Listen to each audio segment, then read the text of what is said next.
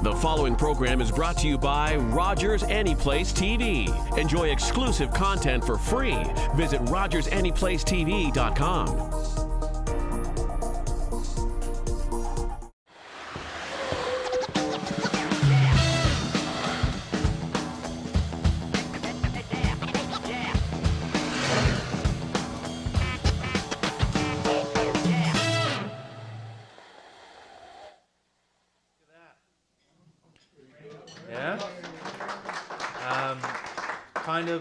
Maybe gauge, have some discussion now at your tables a little later, and maybe gauge, we want to gauge interest for possibly moving to this venue or a venue like this.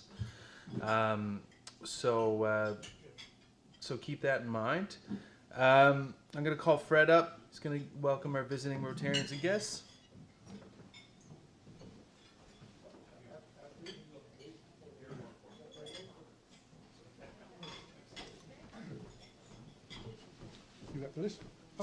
Okay, thank you very much. We have six guests with us today.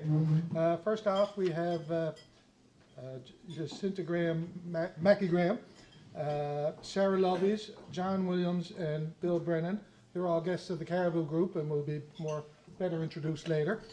And we have from our press, we have Mike Fisher and Bruce Lane, both with Rogers Cable. So please join me in welcoming our guests today. All right. So years of service. Fred is celebrating 23. Edna Turpin, 23 as well. Kevin Breen, 30. Charlene Brophy, 5. Jerry Kirkland, 31. Lloyd Osmond, 42.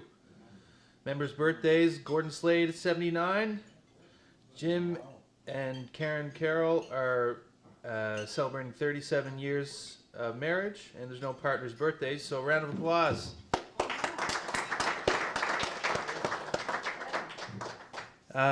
For announcements, we are still seeking donations for the Christmas hampers.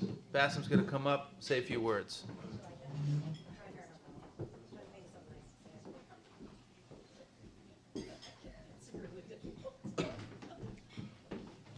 Thanks, Patty.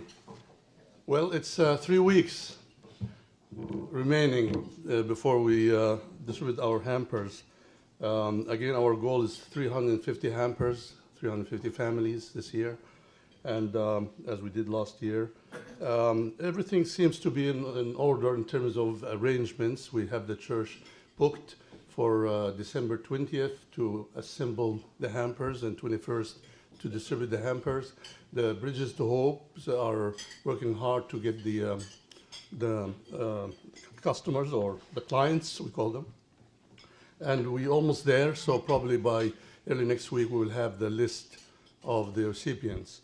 We already contacted the suppliers, the Colemans and others, to get a quotation on the cost. So we're almost there. The only thing left now is to get the money. We collected so far about $17,000, a little over $17,000, which is great, but our target is $27,000, so it's about 65%. So again, for those who haven't donated or wish to donate more, please let me know. And for those who actually already pledged, please provide me with your checks so we can put it in. We can start processing the request. So thank you very much. Again, I'd like to thank those who donated. Almost all the fireside groups did donate, except Originals. I'd like to acknowledge the corporate donations from Scotiabank as a silver sponsor, and also Glenn Barnes as Architecture Inc. As a bronze sponsor. So again, reach out to your clients or your corporate friends to see if they like to participate in this well worth event. So thank you all, and we'll see you next week. Thanks, Bassem. So also, this is a great opportunity if you have some people that you think would be great potential members or interested in joining, bring them along to volunteer. Show them where the money goes to. It's for all, as I think everybody in this room volunteers at it, so you all know it's a very heartwarming, worthwhile cause, and it's a great opportunity to introduce new members of the club. So I'm going to ask Derek Windsor to come up to give a proper introduction to our guests today.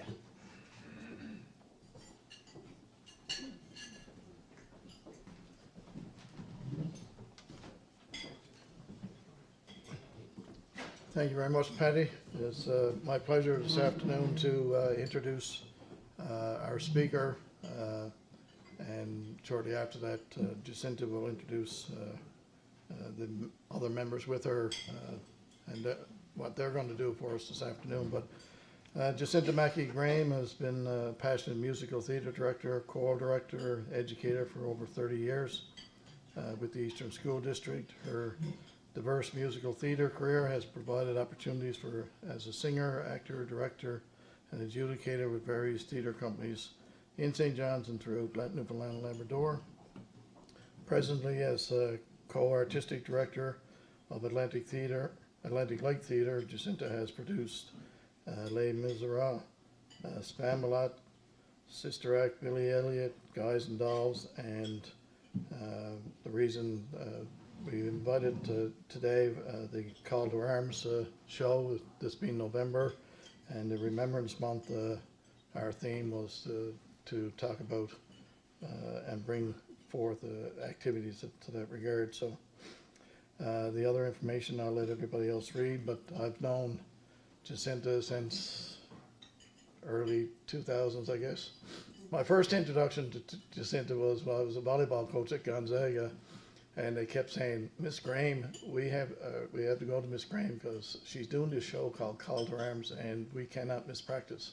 And I said, well, you can't miss volleyball practice either, but Jacinta won out. So with this wonderful show, and then our relationship grew after my daughter went to Gonzaga and became a big part of the program there. Anyhow, I will pass it over to Jacinta, and we'll be quite pleasantly entertained for the afternoon, or for 45 minutes, 20 minutes.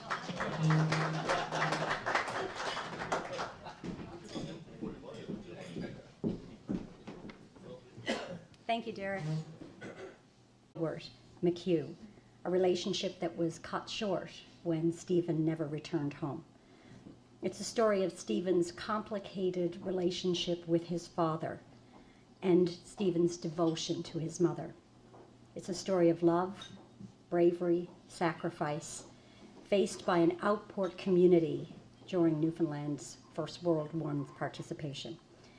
This one decision that Stephen Norris made at the threshold of his adult life, this decision to go overseas to serve in the First World War, where he subsequently died, it sent out a ripple effect that is still in motion 100 years later. And it casts an important light on the struggles and culture of rural Newfoundland that continues to shape our province until this day. It's more than a glimpse in time. It's a piece of living history, and we as Newfoundlanders and Labradorians, we learn from that. In addition to writing the initial script, our class wrote in collaboration with well-known theater person Patrina Bromley. This process has brought so many enriching moments to my students. We met family members that we never knew existed when we originally wrote this story.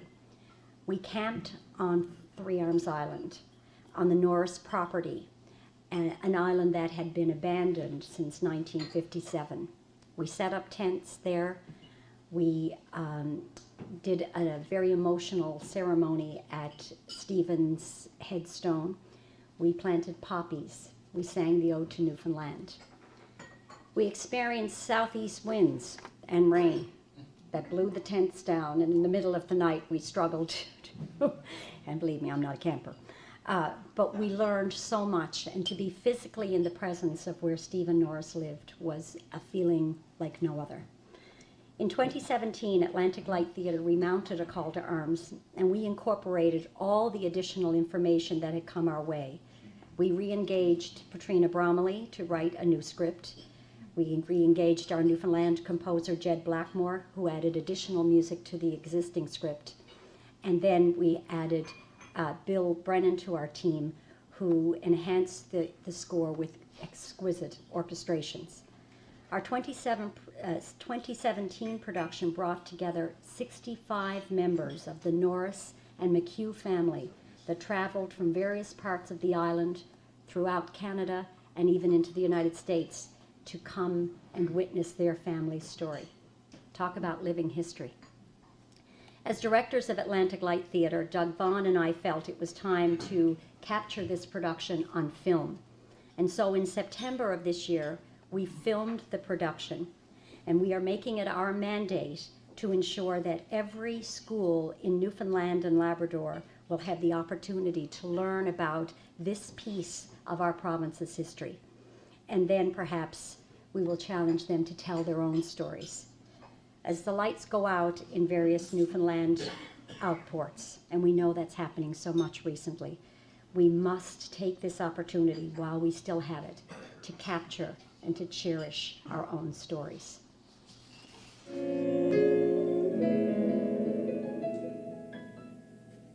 You were standing beside me to hold and to guide me, and God knows where I'd be without you.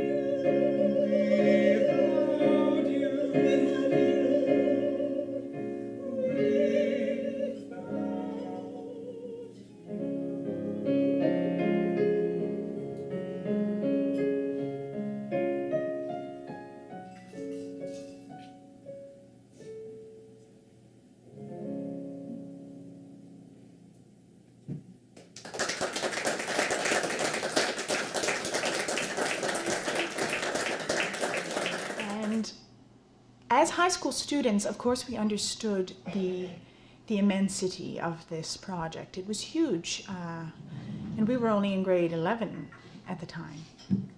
And we were all performers. We were musical theater keeners. We loved the stage. So it was, of course, another opportunity to perform, but not only perform a musical that we wrote, and a musical that reflects the people and the culture of Newfoundland and Labrador. And even though we were young, we understood how important that was. Because as Jacinta mentioned, if we don't tell the stories, then they don't exist. So it's really important, and we hope that perhaps our story of this one boy from Three Arms Island, Newfoundland, the impact this one person had when he went to war and didn't come back, it affected every single person in his community to the point where it turned off its lights. And that's happening today, and if we don't tell the stories, then they're not going to be told. So we hope that by sharing this with schools, that we're setting off the first firework maybe. And hopefully people will decide to tell their own stories, to create. Art is a powerful thing, music is a powerful thing, and it's a great way to celebrate our culture and to tell our stories, and hopefully that will happen more in the future.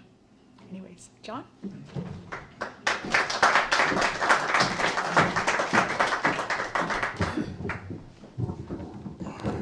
First of all, thank you very much for letting us come here and share this project with you, because it's a very important one. And Sarah, I'm sorry for doing that romantic scene with you with a face full of tartar sauce, but the meal was delicious, by the way, if anyone can hear it. But yeah, we love talking about this project because, like I said, it is a very important one. And Sarah touched on it a little bit. There aren't very many students who get this experience, to experience our history in this intimate and interactive way. Personally, I didn't know anything about my personal connections to the war, and specifically the Royal Newfoundland Regiment, until I started doing this show. And I knew a little bit about it, but you'll hear a lot about people who come back from war. They didn't speak very much about it. And so I did a little bit of digging and discovered that my great-grandfather fought. He was actually number 10 in the first 500, so he was one of the first people through the door down at the CLB. And so this is why it's so important to learn about these things in schools. And in this way, it really gives you that unique perspective that you don't get through any other project. And Newfoundland and Labrador, it's a funny thing. Our culture is a disparate, scattered collection of almost like tribes, peppered across this isolating and harsh landscape. And that's what makes us special, but it's also what makes our culture very fragile. And so, World War I in particular was devastating for everybody.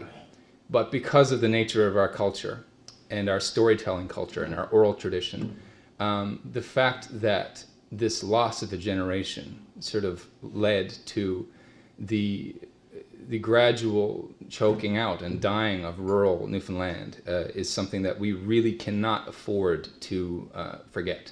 We need to remember these stories, and we need to remember these places specifically. And so this is why stories like A Call to Arms and projects like A Call to Arms are so important, and why they should continue to be done in schools.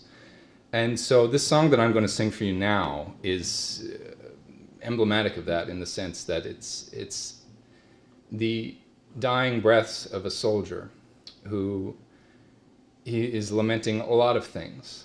And he's lamenting the loss of potential relationships and the loss of his life and the fact that he will never be able to reconcile with his father. But if you listen to the lyrics, he's also talking about the loss of his home and the landscape and the smells and the sights and the sounds. And when he dies, it turns out, those landscapes, the memories of those landscapes could very easily die as well. So it's important that we keep remembering these stories. Harder yet to think of love.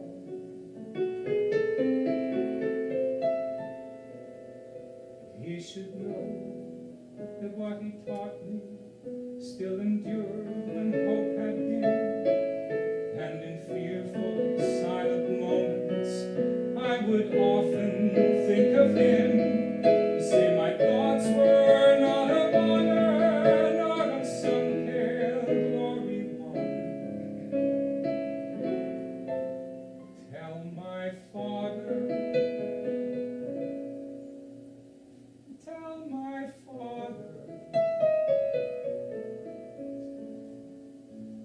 tell my father, I was proud to be his son.